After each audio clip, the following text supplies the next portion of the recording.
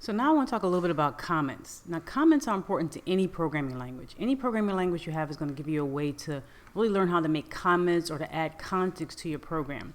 Now, when you think about a program and you're writing a program, sometimes programs can be very long.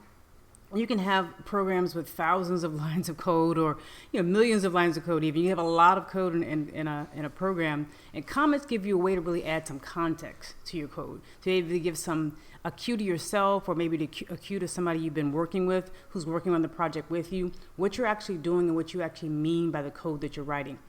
So comments are a good thing to have in your code. And when it comes to HTML, Comments adds a couple things. Just in general, comments will add a couple things. They do not affect the code in any way. So if you are using comments in any programming language, as well as if you're using it in the markup language for HTML, they do not affect your code in any way. The browser ignores what's in a comment. Also, comments actually give some style and some context, or if you will, to your code. They give explanation and context to code. So it can let you know if sometimes you may have code that you've been working on, you walk away from it a while, you haven't seen it in a while, and you come back and you want to remember and know what you were doing. Or somebody else who you're working with, that partner you're working with, may come back and look at your code, and they want to figure out what you're doing. So comments will add context and explanation to your code. Also, comments, because they're not executed by the browser, or by the program in general, because they're not executed, you can actually use comments to comment out certain code.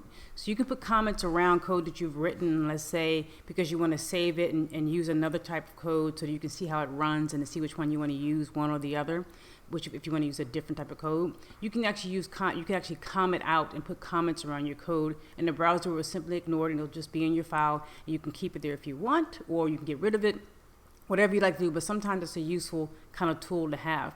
Also, just to let you know, comments cannot be seen by the end user. So nobody can see your comments on the screen in the final product of whatever it is you're using. They can't see it on the screen, but you can see it if you get access to the code underneath the hood, so to speak. And your comments finally should be clear and logical. That way you can understand what it is you meant. Anybody else who might be looking at the code as well can understand what you mean by what you've written. So anyhow, we're going to take a look at that in this next exercise and actually add some comments to our code and figure out how we're going to go ahead and add some comments.